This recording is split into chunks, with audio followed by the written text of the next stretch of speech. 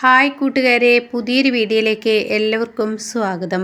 അങ്ങനെ മഹിമ കോളേജ് കഴിഞ്ഞ് വരുമ്പോൾ അഭി പറയാണ്, മഹിമ നീയൊന്ന് അവിടെ നിന്നേന്ന് പറയട്ടോ. ഇത് കേൾക്കുന്ന മഹിമ എന്താടാ എന്ന് ചോദിക്കുമ്പോൾ, എൻ്റെ അമ്മ നാളെ വരികയാണ്, അതുകൊണ്ട് നീ നാളെ എന്നൊപ്പം വരുമോ എന്ന് ചോദിക്കുമ്പോൾ, അതിനെന്തിനാണ് നിൻ്റെ അമ്മ വരുന്നതിന് ഞാൻ വരുന്നതെന്ന് ചോദിക്കാനേട്ടാ. അപ്പോൾ അത് കേട്ട ഉടൻ തന്നെ നീ പിന്നെ വരണ്ടേ എന്ന് പറയുമ്പോൾ, അതെ എനിക്ക് നാളെ എൻ്റെ വക്കീൽ വരുന്ന ദിവസമാണ്. വക്കീൽ ഇവിടെയുള്ള ആൾ തന്നെയല്ലേ, വക്കീലിനെ എപ്പോൾ വേണമെങ്കിലും കാണാമല്ലോ.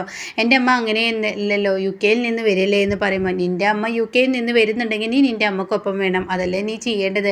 അതല്ല മഹിമേ, നീ വായോ, എൻ്റെ അമ്മയെ എപ്പോഴും കണ്ട് ഞാൻ ഇതായിട്ടുണ്ട്, ഇനിയല്ലേ കാണാത്തതെന്ന് പറയുമ്പോൾ, അത് നീ പറയുന്നത് ശരിയാണ്, എനിക്ക് അമ്മയില്ല, അമ്മയുടെ വില എന്താണെന്ന് നന്നായി അറിയാം, അതുകൊണ്ട് ഇല്ലാത്തവർക്ക് അമ്മയുടെ വില അറിയുള്ളൂ. എനിക്ക് പറയാനുള്ളത്, നീ നിൻ്റെ അമ്മയെ കാണണം, അമ്മയുടെ ഒപ്പം പോവും വരെ ഉണ്ടാവണം, അതൊക്കെ ഓർമ്മകളിൽ നിൽക്കുകയുള്ളൂ എന്ന് പറയുമ്പോൾ, അങ്ങനെയല്ല മഹിമേ, നിന്നെ കാണാനാണ്, എന്നെ കാണേണ്ട ആവശ്യം എന്താ, നീ എൻ്റെ ബെസ്റ്റ് ഫ്രണ്ട് അല്ലേ. അപ്പോൾ ഇത് ഇങ്ങനെ അവിടെ അബിയുടെ കൂട്ടുകാരൻ കേൾക്കുന്നുണ്ട് കേട്ടോ, അവന് മാറി നിന്നാണ് കേൾക്കുന്നത്. അപ്പോൾ ഉടൻ തന്നെ, നിൻ്റെ അമ്മ യാതൊരു പരിചയവും എനിക്കില്ല, എനിക്കിപ്പോൾ നിൻ്റെ അമ്മയെ പരിചയമില്ലാത്ത നിൻ്റെ അമ്മയെ പെട്ടെന്ന് പോയി കണ്ട് ഞാൻ എന്ത് പറയാനാണെന്ന് പറയുമ്പോൾ, ഓഹോ നിൻ്റെ പ്രശ്നം പരിചയമില്ലായ്മയാണല്ലേ, എങ്കിൽ ഞാൻ എൻ്റെ അമ്മക്ക് വീഡിയോ കോൾ ഇപ്പോൾ വിളിച്ചുതരാം, 5 മിനിറ്റ് കൊണ്ട് എൻ്റെ അമ്മ 5 വർഷത്തെ അത്രയും പരിചയമാവും എന്നൊക്കെ പറയുമ്പോൾ, അയ്യോ എനിക്കൊന്നും വേണ്ട, എനിക്കിപ്പോൾ അതിൻ്റെ ഒന്നും ആവശ്യമില്ല, ഞാൻ വരില്ല എന്ന് പറഞ്ഞ് പോവുകയാണ് കേട്ടോ.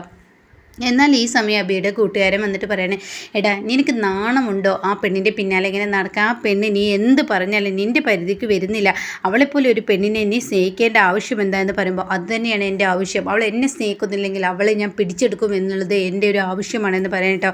ഇതേ സമയം ചാച്ചു ഇങ്ങനെ പറയണ സഞ്ജയോടും അതുപോലെ തന്നെ ഷാനിയോടും പറയണേ, നിങ്ങൾ തീക്കളിയാണ് കളിക്കുന്നത്, വെറുതെ പോലീസ് സ്റ്റേഷനിലൊന്നും പോയി കിടക്കേണ്ട അവസ്ഥ ഉണ്ടാക്കേണ്ട, വെറുതെ അഴിയണ്ടെന്ന് എന്നൊക്കെ ഇങ്ങനെ പറയുമ്പോൾ അവിടെ ഷാനി പറയണേ, ഞങ്ങൾ എന്തായാലും ചാച്ചുവിനെ എണ്ണിപ്പിക്കില്ല, പിന്നെ ഇതിൽ പിടിക്കപ്പെടുകയാണെങ്കിൽ ചാച്ചുവിനെ ഇതിൽ ഉൾപ്പെടുത്തില്ല, ചാച്ചു പേടിക്കണ്ട, അങ്ങനെയല്ല മക്കളെ നിങ്ങൾ പറയുന്നതെന്ന് കേൾക്കുക, അങ്ങനെ തന്നെയാണ്. അപ്പോഴാണ് ഭീമൻ കയറി വരുന്നത് കേട്ടോ. അങ്ങനെ ഭീമൻ വന്നവിടെ ഭീമനോട് പറയാണ്, എന്തായി കാര്യങ്ങൾ, ഇന്നത്തോടു കൂടി അവളെ കൊല്ലാൻ കഴിയുമോ എന്ന് പറയുമ്പോൾ, ഞങ്ങൾ രാത്രിക്കത്തേക്കാണ് കാര്യം വെച്ചിരിക്കുന്നത്. അപ്പോൾ അത് കേൾക്കുന്ന സഞ്ജയ്, അയ്യോ അതെങ്ങനെ ശരിയാവും, രാത്രിയിലേക്ക് പോയാൽ ശരിയാവില്ല, 3 പേരുണ്ടാവില്ല അവിടെ, മഹിമയും ഉണ്ടാവും, ഈ പറയുന്ന ഗൗരിയമ്മ മഞ്ജു, 3 പേരെ കൊല്ലണ്ടേ എന്ന് പറയണ്ട. അത് വേണ്ട, അത് അപകടമാണ് എന്നിങ്ങനെ സഞ്ജയ് പറയുമ്പോൾ ഷാനി പറയണ, ഒരിക്കലും അപകടമല്ല, കാരണം എന്താണെന്നറിയോ, നിങ്ങൾ 3 പേരെ കൊന്നു കഴിഞ്ഞാൽ തീർച്ചയായും അതൊരു കള്ളൻ കയറി എന്നുള്ള ആ ഒരു പറച്ചിലാണ് വരിക. പക്ഷേ മഞ്ജുവിനെ മാത്രം കൊന്നു കഴിഞ്ഞാൽ അവളൊരു പോലീസുകാരിയാണ്, തീർച്ചയായും അന്വേഷണം വരും, അപ്പോൾ അതുകൊണ്ട് നമ്മളിലേക്ക് വിരൽ ചൂണ്ടും, അപ്പോൾ അതില്ലാതിരിക്കാൻ നീ പറയുന്നത് തന്നെ ശരി. സഞ്ജയ് ഇവൻ പറയുന്നത് കാര്യമുണ്ട്, 3 പേരെ ഒരുമിച്ച് കൊന്നു കഴിഞ്ഞാൽ തീർച്ചയായും അതൊരു അന്വേഷണത്തെ ബാധിക്കില്ല, അവിടെ ചെയ്ത് എന്തെങ്കിലുമൊക്കെ മോഷ്ടിക്കുകയും ചെയ്താൽ തീർച്ചയായും അത് ബാധിക്കില്ല എന്നൊക്കെ ഇങ്ങനെ പറയണ കേട്ടോ. അപ്പോൾ അത് കേൾക്കുന്ന സഞ്ജയ് പറയും, ആഹാ ഇത് നല്ല ഐഡിയ ആണല്ലോ എന്ന് പറയണേ. ഇതേ സമയം എന്നാൽ ശരി രാത്രിയാകുമ്പോൾ നീ ചെയ്യാൻ നോക്കിയത് പറയാം കേട്ടോ.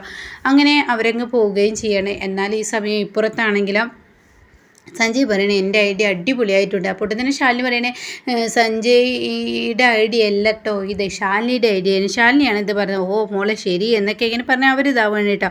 പിന്നീടാണെങ്കിലോ മഞ്ജുവിനെയാണ് കാണിക്കുന്നത്. മഞ്ജു ഇങ്ങനെ ഗിരിക്ക് ഫോൺ വിളിച്ചെടുക്കുകയാണ്, ഗിരി എവിടെ എത്തിയെന്ന് അറിയാൻ വേണ്ടി. അപ്പോൾ ഗിരി പറയണേ, അയ്യോ ഞങ്ങൾക്ക് വരാൻ പറ്റിയില്ല, കാരണം എന്താണെന്ന് അറിയാം, ഞങ്ങളുടെ വണ്ടിയിലുള്ള ഒരാൾക്ക് പെട്ടെന്ന് വയ്യാതായി, അവരെ കാണാൻ വേണ്ടി കല്യാണിയാണ് അവരെ കൊണ്ട് ഹോസ്പിറ്റലിൽ പോയിരിക്കുകയാണ്, അതുകൊണ്ട് രാത്രി എത്തില്ല, രാവിലെ എത്തുള്ളൂ എന്ന് പറയാം കേട്ടോ. പിന്നെ അവരുടെ ഈ അസുഖമൊക്കെ ശരിയായതിനു ശേഷം ഞങ്ങൾ വണ്ടി എടുക്കും എന്നൊക്കെ ഇങ്ങനെ പറയുമ്പോൾ മഞ്ജുവിന് ഭയങ്കര ടെൻഷനാണ്. അപ്പോൾ അത് കേട്ട് ഗൗരിയമ്മയും ഈ പറയുന്ന മഹിമയും കൂടി വരികയാണ് കേട്ടോ. എന്താ പ്രശ്നം എന്നിങ്ങനെ ചോദിക്കുമ്പോൾ, ഗിരിയേട്ടന് വരാൻ കഴിയില്ല അത്രേ, ഗിരിയേട്ടനും ഒപ്പം ഉള്ള ഒരാൾക്ക് സുഖമില്ലാതായി എന്ന് പറയാം കേട്ടോ. അപ്പോൾ ഈ സമയം ഗൗരിയമ്മ പറയണ, മോളെ ഞങ്ങളുടെ ഷൂട്ടിലുള്ള ഒരാളുടെ വിവാഹമാണ് ഇന്ന്, അതിന് പോകാൻ നിൽക്കുകയാണ്, റിസപ്ഷനാണ്, എല്ലാവരും ക്ഷണിച്ചിട്ടുണ്ട്, നമുക്ക് അങ്ങോട്ടേക്ക് പോകല്ലേ മഞ്ജു എന്ന് പറയുമ്പോൾ മഞ്ജു പറയണേ, അയ്യോ ഞാനില്ല എന്ന് പറയട്ടോ. അപ്പോൾ അത് കേൾക്കുന്ന മഹിമ പറയണേ, ചേച്ചി ഒരു റിസപ്ഷനൊക്കെ കൂടിയിട്ട് എത്ര നാളായി, ചേച്ചി എനിക്ക് കൂടെ വരുമോ എന്ന് ചോദിക്കുമ്പോൾ, ഇല്ലടി മോളെ ഞാനില്ല, ഗൗരിയമ്മ എന്തായാലും പോയിക്കോളാം. അപ്പോൾ ഗൗരിയമ്മ പറയണേ, ഞാൻ നിനക്ക് ബോറടിച്ചു, നിനക്ക് വിഷമമായി എന്ന് അറിയുന്നത് കൊണ്ടാണ് ഞാൻ എന്തായാലും പോവാ എന്ന് പറഞ്ഞത്, എന്നാൽ നീ വരുന്നില്ലെങ്കിൽ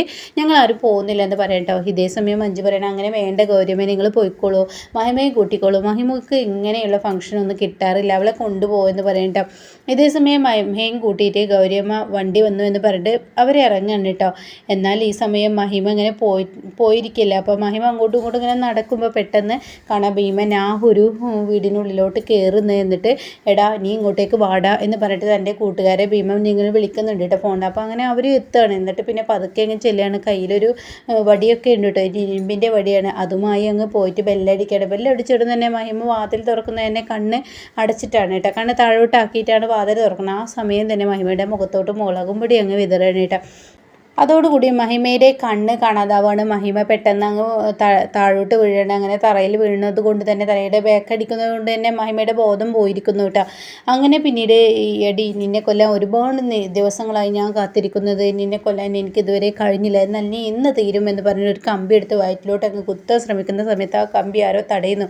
നോക്കുമ്പോൾ കാണുന്ന അയ്യപ്പനായിരിക്കോട്ടെ. അപ്പോൾ അയ്യപ്പൻ പറയണേ ഞാനൊരു വാക്കൊരാൾക്ക് കൊടുത്തിട്ടുണ്ട്, ഞാൻ സംരക്ഷിച്ചോളാം എന്ന് പറഞ്ഞ് ഞാൻ തന്നെ സംരക്ഷിക്കണ്ടേ, അതുകൊണ്ട് നീ എന്ന് പറഞ്ഞിട്ട് ഭീമനെ ഇടിച്ച് പരുവമാക്കാൻ കേട്ടോ. പിന്നീട് മഞ്ജുവിൻ്റെ ബോധം വരികയാണ്. അങ്ങനെ മഞ്ജു ഇങ്ങനെ പതുക്കെ കണ്ണ് തുറക്കുകയാണ്. അങ്ങനെ കണ്ണ് തുറക്കുമ്പോൾ മുറ്റത്തോട്ട് നോക്കുമ്പോൾ അയ്യപ്പൻ ഇങ്ങനെ ഗുണ്ടകളെ ഇടിച്ച് പരുവമാക്കുന്നുണ്ട്. പക്ഷേ വ്യക്തമായി മഞ്ജുവിന് കണ്ണിൽ കാണില്ല കേട്ടോ, ഒരു മങ്ങിയ രൂപത്തിലായിരിക്കും മഞ്ജു കാണുക. അങ്ങനെ മഞ്ജു ഇത് പെട്ടെന്ന് തന്നെ മഞ്ജുവിൻ്റെ കണ്ണടയുകയും ചെയ്യാണ് കേട്ടോ. ഇതേ സമയം അയ്യപ്പനാണെങ്കിലും 3 പേരെ ഒരുവിധമാക്കി അവരെ അങ്ങ് പറഞ്ഞു വിട്ടതിന് ശേഷം അയ്യപ്പൻ ഇങ്ങനെ പതുക്കെ മഞ്ജുവിൻ്റെ അടുത്തോട്ട് വരികയാണ്. എന്നിട്ട് മഞ്ജുവിനോട് പറയാണ്, അതെ എൻ്റെ ഡ്യൂട്ടി ഇന്നത്തോടു കൂടി കഴിഞ്ഞിരിക്കുന്നു, നാളെ നീ കണ്ണ് തുറക്കുമ്പോൾ നിനക്കൊപ്പം നിൻ്റെ ഗിരിയേട്ടൻ നിൻ്റെ ഒപ്പം ഉണ്ടാവും, അതുകൊണ്ട് തന്നെ ഇപ്പോൾ ആംബുലൻസ് വരും നിന്നെ കൊണ്ടുപോകാൻ എന്ന് പറഞ്ഞിട്ട് അവിടെ നിന്നും അയ്യപ്പൻ അങ്ങ് യാത്രയാവുന്നു കേട്ടോ. അങ്ങനെ അയ്യപ്പനെ യാത്രയാവുന്ന ആ സീനാണ് കാണിക്കുന്നത്. എന്നാൽ ഈ സമയം ഭീമൻ കാര്യങ്ങളൊക്കെ വന്ന് സഞ്ജയോടും ശാലിനിയോടും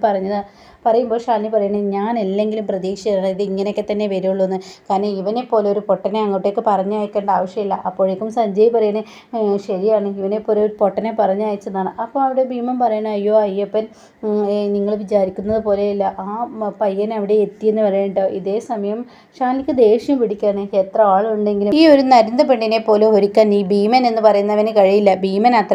ഇവന് ഭീമനാന്ന പേരേ ഉള്ളൂ എന്നൊക്കെ ഇങ്ങനെ പറയട്ടെ. അപ്പോൾ അതൊക്കെ ചാച്ചു നിന്നിങ്ങനെ കേൾക്കുന്നുണ്ട്. എന്നാൽ ഈ സമയം സഞ്ജയ് പറയാൻ ശരിയാണ്, നിന്നെക്കൊണ്ട് അതിനൊന്നും കഴിയില്ല എന്ന് പറയണേ. എന്നാൽ ഈ സമയം ഭീമനാണെങ്കിൽ ഒന്നും മിണ്ടാനാവാതെ തലതാഴ്ത്തി നിൽക്കുകയാണ് കേട്ടോ. ഇതേ സമയം ചാച്ചുവിന് നല്ല പേടിയുണ്ടായിരുന്നു. ഒരിക്കലും ഇത് നടക്കരുത് എന്നൊരു ആഗ്രഹം ചാച്ചുവിനുള്ളിലുണ്ടായിരുന്നു. പക്ഷേ ഈ ഒരു 3 പേരെ ഒരുമിച്ച് കൊല്ലുമെന്ന് പറഞ്ഞത് കൊണ്ട് തന്നെ ചാച്ചുവിന് ഒരു സന്തോഷവും വരികയാണ്. കാരണം 3 പേരെ ഒരുമിച്ച് കൊല്ലുമ്പോൾ തീർച്ചയായും അതൊരു കള്ളം കയറിയ മരണം എന്നൊക്കെയാണ് ചാച്ചു കരുതിയത് കേട്ടോ. അങ്ങനെ ചാച്ചുവിനെ കാണുമ്പോൾ ഇവർ 3 പേരും ഇങ്ങനെ സ്റ്റക്കായി നിൽക്കുന്ന ആ സീനിലാണ് നിർത്തിയിരിക്കുന്നത്. ഇനി നെക്സ്റ്റ് പ്രൊമോയിൽ കാണിച്ചിരിക്കുന്നത് ചെറിയൊരു പ്രൊമോ അങ്ങനെ കാണിക്കുന്നുണ്ട്. അതിൽ വരുന്നത് ശാലിനി ഹോസ്പിറ്റലിലോട്ട് മഞ്ജുവിനെ കാണാൻ ചെല്ലുന്ന ശാലിനിയുടെ കാരണം നോക്കിയിട്ട് മഞ്ജു അടിക്കുന്നുണ്ട്.